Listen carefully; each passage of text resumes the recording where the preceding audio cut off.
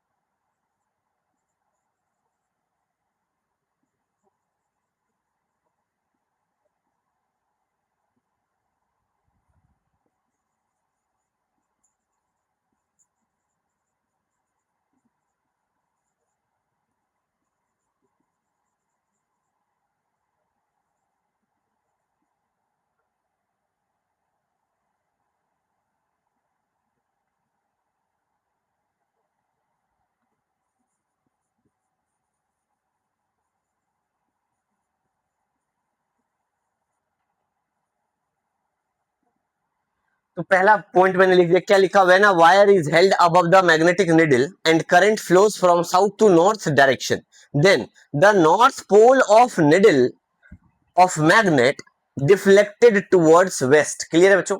इस बात को याद रखना। हेंस क्रिस्टीन साहब ने पहली बात बोला। अच्छा, whenever the direction of current will change, then the deflection of north pole of needle also changes. तो अभी वेस्ट जा रहा है तो वो ईस्ट चला जाएगा। क्लियर हुआ?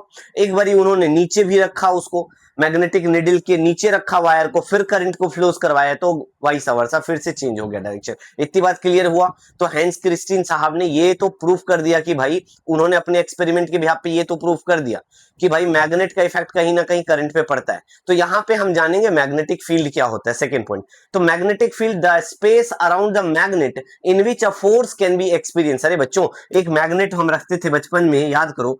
मैग्नेट रखा, यहाँ पे नॉर्थ पोल है, इसका साउथ पोल है। तो इसके और अगर हमने इस पॉइंट पे, सपोज करो इस स्पेस में, इस खाली जगह में, इतना सा जो ये खाली जगह है, इसके पास अगर कोई भी मेटेलिक मैग्नेटिक मटेरियल लेके आते थे तो ये अट्रैक्ट हो जाता था। यस और नो? यहां होता था क्या? यहां नहीं होगा, यहां भी होगा, यहां नहीं होगा, यहां भी होगा, यहां रखा था, यहां भी हुआ था। हर पॉइंट पे ये अट्रैक्ट करता था। तो वो स्पेस, स्पेस मतलब खाली जगह, उस मैग्नेट के चारों ओर खाली जगह जहां पे मैग्नेटिक फोर्स को एक्सपीरियंस किया जा सकता है, उसी को हम क्या कहते हैं? उसी को क्या कहते हैं? मैग्नेटिक, क्या कहते हैं? Magnetic field. क्लियर हुआ? समझ में आया? अब हम जानेंगे चार्ज पे क्या इफेक्ट होता है मैग्नेटिक फील्ड का। तो सेकेंड पॉइंट है हमारा मैग्नेटिक फोर्स क्या होता है, राइट। तो अभी हम मैग्नेटिक फोर्स को समझेंगे, फिर आगे बढ़ेंगे, मैग्नेटिक फोर्स की बात करेंगे।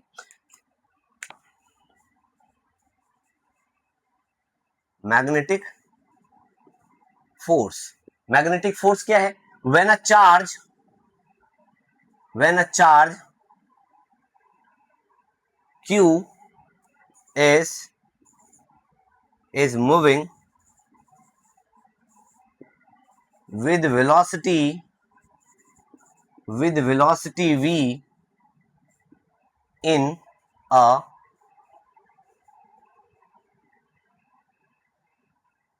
magnetic field,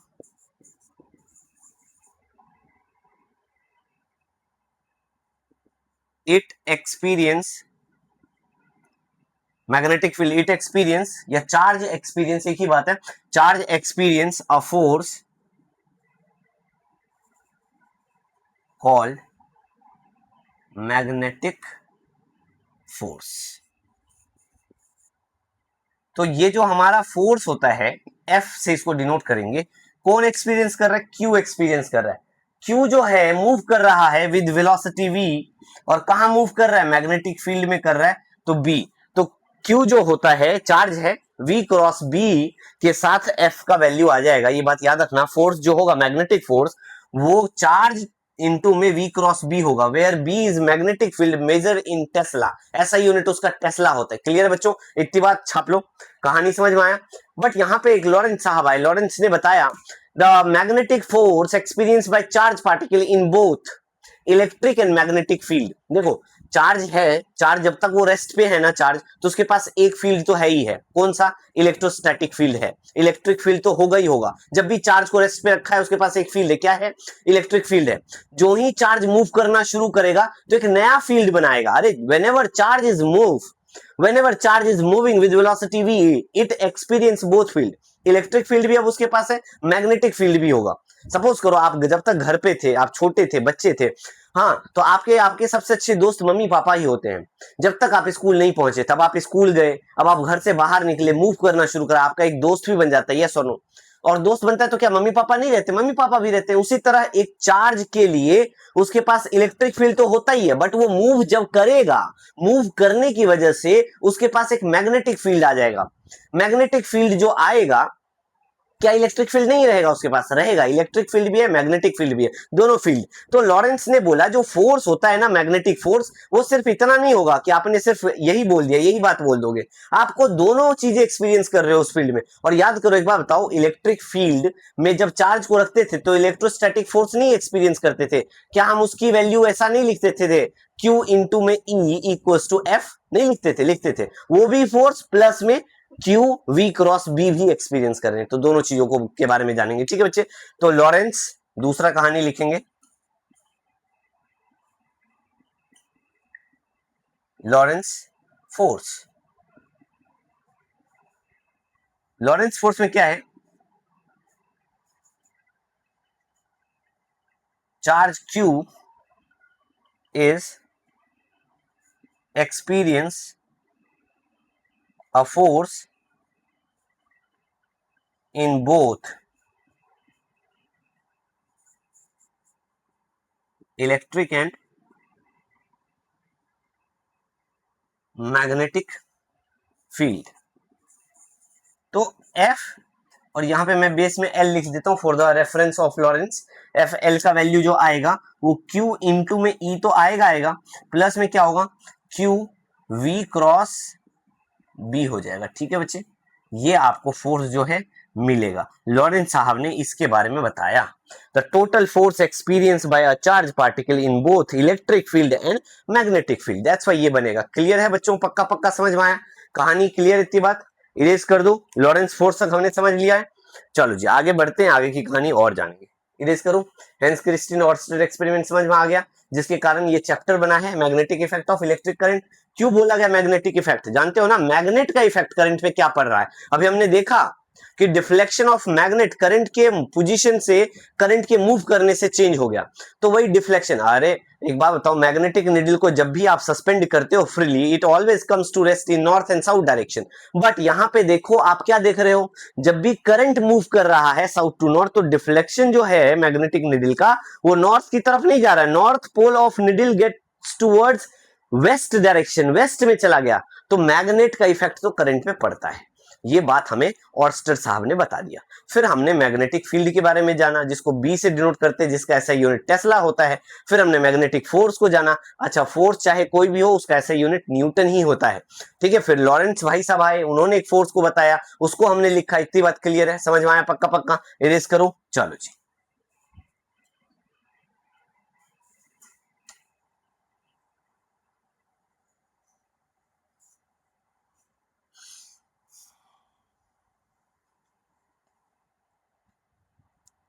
अब देखो आपने यहां पे देखा, जो हमारे पास मैग्नेटिक फोर्स था F equals to Q V B sine theta लिख सकता हूं। अरे क्रॉस प्रोडक्ट हटेगा तो साइन थीटा आएगा ना बच्चे, याद रखना। क्लियर है? अब इस पे हम मोशन के बारे में जानेंगे। तो motion of charge particle in magnetic field. ठीक है बच्चों, अब इसमें पहली बात हमें ये करना है, व्हेन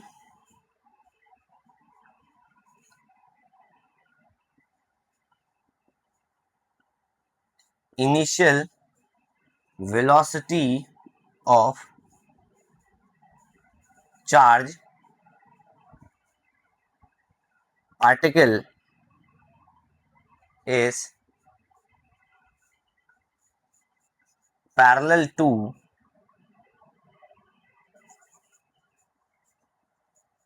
मैग्नेटिक फील्ड।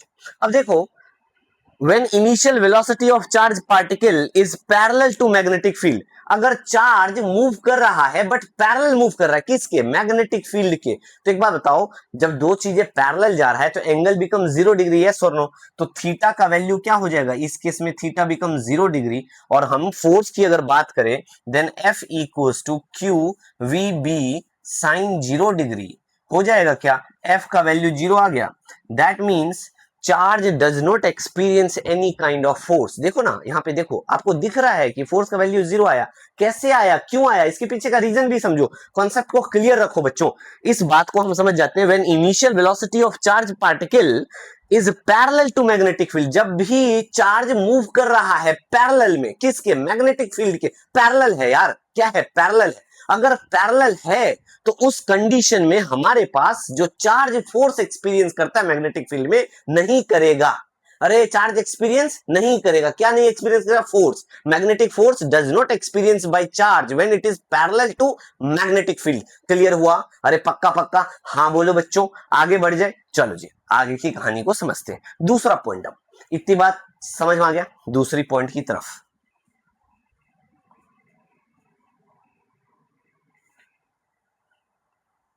अब अगर मैं दूसरी बात बताऊं आप लोगों को, तो दूसरी बात क्या है, when initial velocity of charge particle of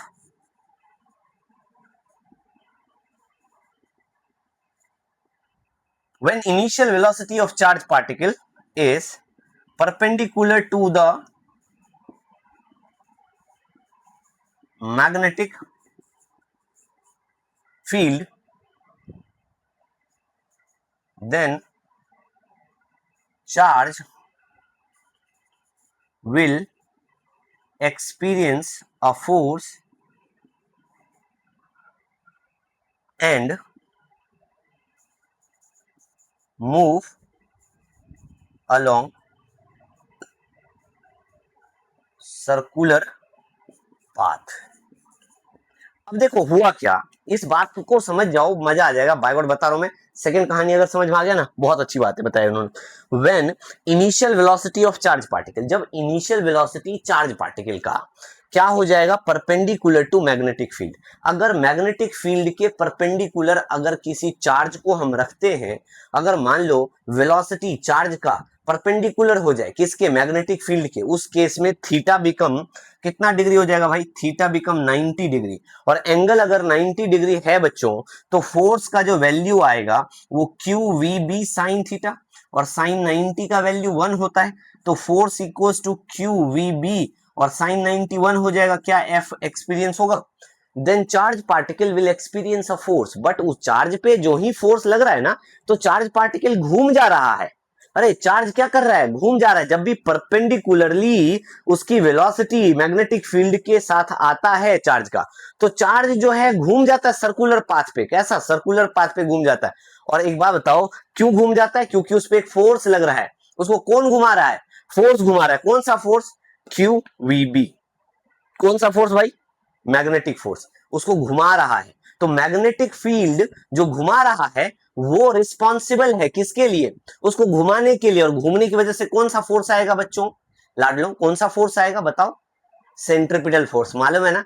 हाँ ठीक है, गुड जॉब। तो सेंट्रिपिटल फोर्स प्रोड्यूस करेगा उस सिचुएशन में, चार्ज पे एक्सपीरियंस जो हो रहा है magnetic force, due to which it produces centripetal force, that F, centripetal force को अगर मैं लिख दूं F C, that is M V square upon में आर हो जाएगा। बोलो हाँ, क्लियर हुआ क्या? अच्छा एक बार बताओ, ये जो फोर्स आया है QVB, ये फोर्स और ये जो फोर्स सेंट्रीपिटल, ये दोनों आपस में इक्वल ही तो है बच्चों, इक्वल ही तो बात है। कहानी क्लियर हुआ क्या? ये फोर्स आपस में सेम होगा। अगर ये दोनों फोर्स सेम है तो आगे की कहानी देखो, इरेज करो इस बात को, आगे की कहानी इरेज कर दे इस बात को, पक्का पक्का। चलो जी, एक बार मार्कर ले लूं मैं।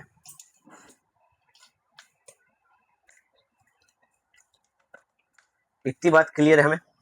हमें ये दोनों फोर्स को इक्वेट करेंगे, तो इक्वेट कर दो जरा, क्या क्यू वी बी बराबर में क्या आया, एम वी स्क्वायर अपॉन में आर आ गया। ठीक है, अच्छा एक बार बताओ, एक वी कैंसिल हो जाएगा, बोलो हाँ। अच्छा अगर मैं आर का वैल्यू निकालूंगा तो एम वी अपॉन में क्यू बी आएगा बच्चों।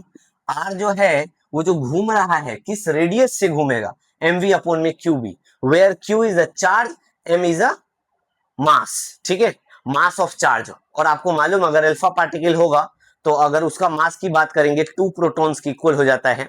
अगर मान लो इलेक्ट्रॉन है 9.1 इंटू 10 की पावर -31 हो जाता है, प्रोटॉन है 1.67 इंटू 10 की पावर -27 केजी हो जाता है। ये सब बात तो हमें मालूम है, इतनी बात क्लियर हो गया। अच्छा यहां से v भी निकाला जा सकता था, तो v का वैल्यू क्या हो जाता है बच्चे, अगर मैं बोलूं किस वेलोसिटी से वो घूमना शुरू किया है, चार्ज जो है किस वेलोसिटी से घूम रहा है, अगर मुझे वो निकालना होता तो क्या होता, क्यू बी आर अपॉन में एम हो जाता। क्लियर हुआ बच्चों?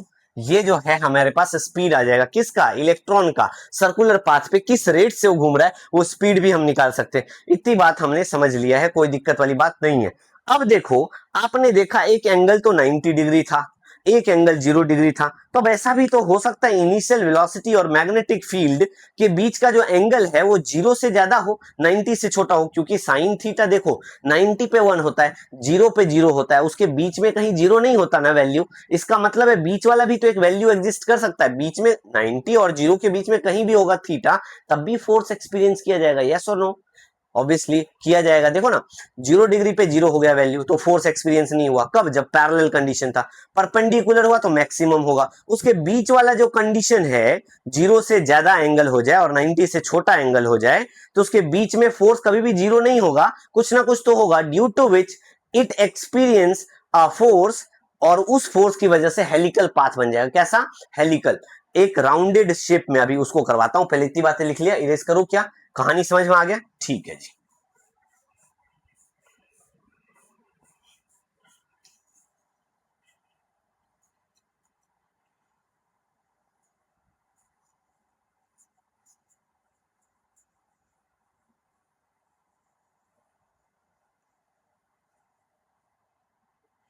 चलो जी, नेक्स्ट कहानी को समझते हैं हम।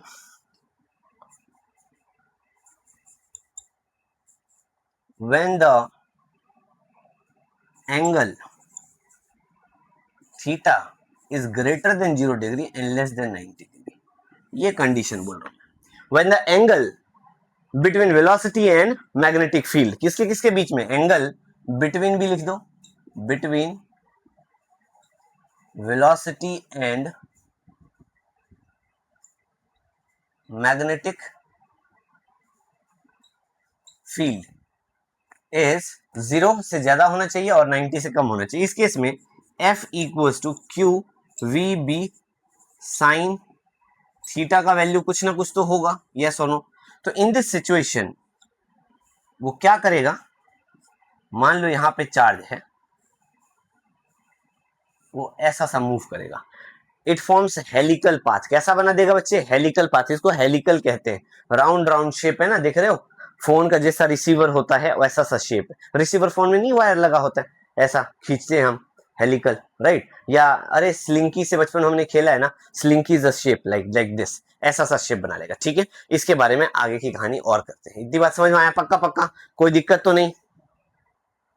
चलो आगे की कहानी समझते हैं। इसमें दो कंडीशन है हमारे पास, एक तो वेलोसिटी जो है हमारे पास परपेंडिकुलर हो जाएगा, वेलोसिटी परपेंडिकुलर डायरेक्शन में जाएगा, एक वेलोसिटी जो होगा पैरेलल जाएगा।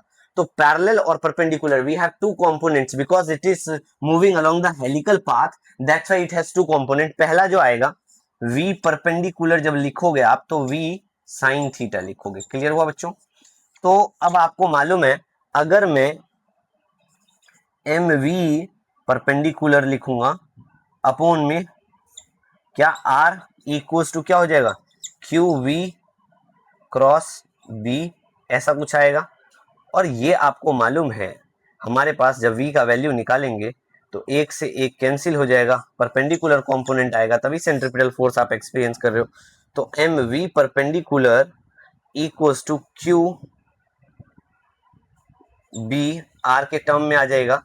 तो अगर मैं v ये लिखूंगा तो इसको मैं ऐसा भी लिख सकता हूँ, M V sine theta upon में क्यू बी बराबर में आर। ये अगर r निकालना होगा तो M V sine theta upon में क्यू बी लेना पड़ेगा ऐसे सिचुएशन में, है ना। और अगर मैं बोलूं ये टू कंसेक्यूटिव, ये आप दिखाई दे रहा है आपको दो, एक देखो हेलिकल पाथ ये है, दूसरा ये है, इस दोनों के बीच का जो वेलोसिटी होगा उसके बीच में जो आपके पास जो डिस्टेंस है उसको हम पिच कहते हैं। क्या कहते हैं, पिच। पिच बोले तो पिच लिखेंगे, पिच इक्वल्स टू हमारे पास क्या हो जाएगा, v पैरेलल, मतलब v cos थीटा लिख सकते हैं, उसको क्या लिखेंगे, v cos थीटा लिखेंगे, इनटू में टाइम लिखेंगे, ठीक है। पिच इज एक्चुअली में distance between two helical path ना, दो हेलिक्स के बीच का पाथ है। तो पिच बराबर में v पैरेलल इनटू t करोगे। अच्छा, v पैरेलल की वैल्यू क्या होगा, v cos थीटा, तो pitch equals to v cos theta into में t करोगे, t यहाँ पे टाइम का काम करेगा। क्लियर है बच्चों, कोई दिक्कत तो नहीं है। अब एक बात बताओ, इतनी सी बातें क्लियर हो गया। अच्छा, अगर मैं यहां पे लिखा था, यहां पे हमने क्या लिखा, M V sine theta upon में क्यू बी बराबर में आर लिखा था। अच्छा एक बात बताओ, v यहाँ पे स्पीड है ना सर्कुलर पाथ का ना, अगर स्पीड की बात करेंगे 2 पाई आर अपॉन टी भी तो लिख सकता हूं। तो एक बात बताओ, एम वी के बदले में 2 पाई आर अपॉन में टी हो जाएगा, क्यू बी हो जाएगा, और ये आर आ जाएगा। एक आर कैंसिल कर दो, टी का वैल्यू अगर मुझे निकालना होगा तो एम 2 पाई अपॉन में टी बी लिख सकता हूं क्या, सॉरी बी क्यू लिख सकता हूं क्या, ऐसा टी का वैल्यू आएगा। ये टी का वैल्यू यहाँ पे सब्स्टिट्यूट कर दोगे, ठीक है। ये वैल्यू यहाँ पे जो ही सब्स्टिट्यूट करूंगा, ये टी को उठा के यहाँ पिच में लिख रख दूंगा, तो हमारे पास पिच का एक नया फॉर्मूला मिल गया। क्या मिल गया, पिच इक्वल्स टू फॉर्मूला मिल गया क्या, एम 2 पाई अपॉन में क्यू बी, ये तो टी का वैल्यू गया, इनटू में वी कॉस थीटा। क्लियर हुआ बच्चों, ये पिच का फॉर्मूला मिल गया। याद रखना पिच भी पूछा जाता है। क्लियर है, पक्का पक्का समझ में आ गया। चलो थैंक यू।